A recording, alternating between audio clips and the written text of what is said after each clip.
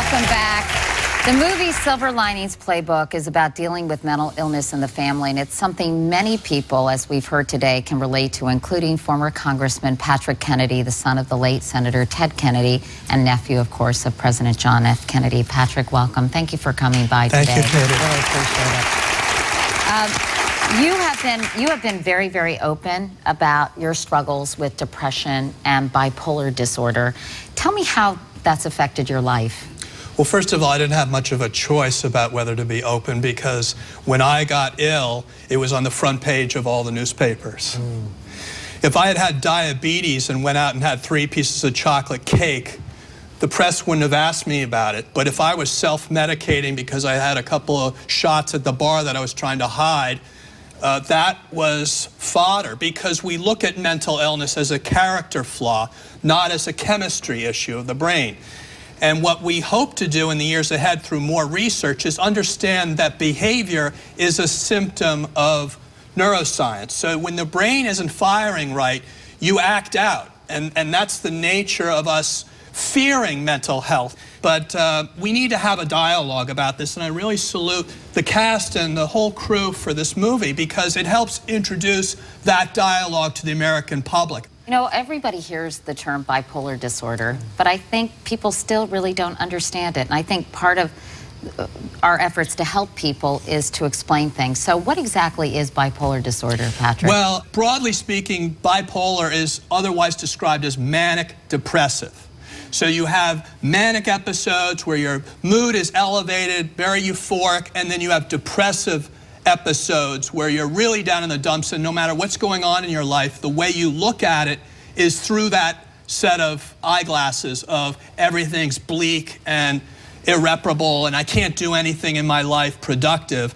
And you can make a lot of self-destructive decisions when you're in either one of those episodes, because you either are making the decision based upon a false sense of the world around you when you're euphoric, or a false sense of the world around you when you're depressed. Do you think things are changing, though, David, when it comes to neuroscience and our understanding of the brain? Because I feel like we are kind of at the threshold of really understanding brain chemistry much better than ever before. I think it's certainly much better. It breaks my heart to think of anybody 20 years ago or 40 years ago, what they had to face. I can't even imagine it. We've evolved so much from that time, and it continues to evolve. But I think the congressman is right. We have to continue to evolve. And then the resources have been cut so significantly in recent years. Mental facilities have been shuttered. That's right. You know, Barbara Feeney, who's the chairman of the board of my son's school, you know, she's fighting to pass a law in the state of New York because they're combining, due to collapsed budget, they're combining, you know, people who have drug or criminal issues, who may or may not have a mental illness or not, with kids who haven't committed crimes, who are just facing neurological or bipolar issues. They're lumping them all together. That's no good. It's not just about medicine, it's also about behavioral therapy, which has been the most important thing in my son's life. And, you know, and I've learned from it for me. There's no one I know hardly who wouldn't benefit from it.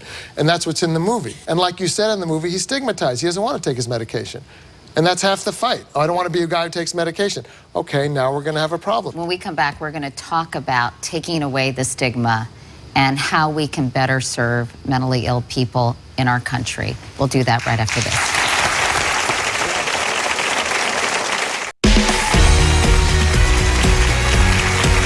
We're talking to the Oscar-nominated men of Silver Linings Playbook and former Congressman Patrick Kennedy. I think this movie has a lot of us thinking and talking about mental illness in this country.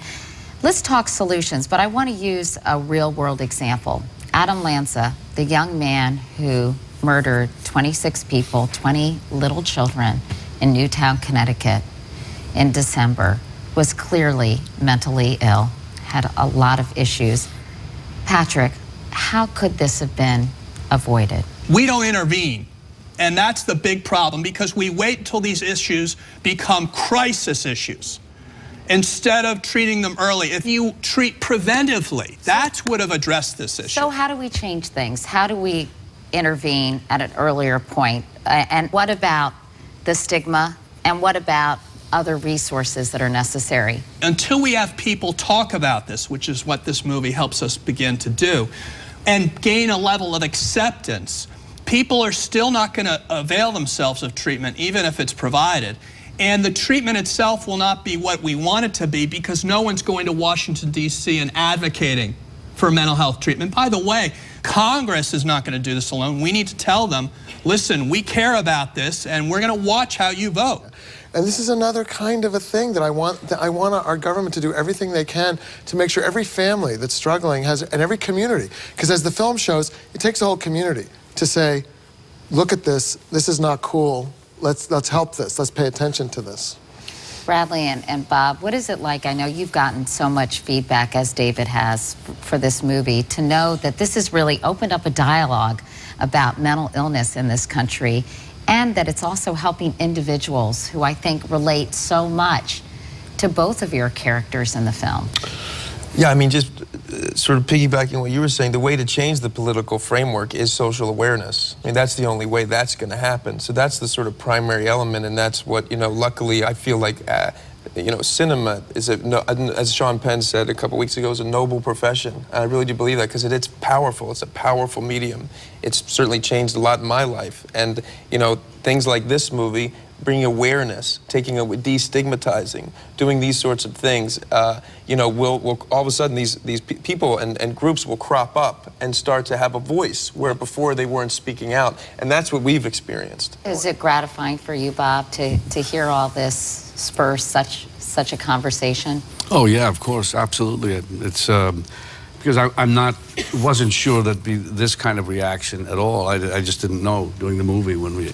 You just thought you were making a great movie. Yeah, of course. Which you did, Congressman Patrick Kennedy. Thank you so much for coming. No, and thank you. Really appreciate everybody it. produced this film. Thank you. And we'll have just a little more with the men of Silver Linings Playbook right after this.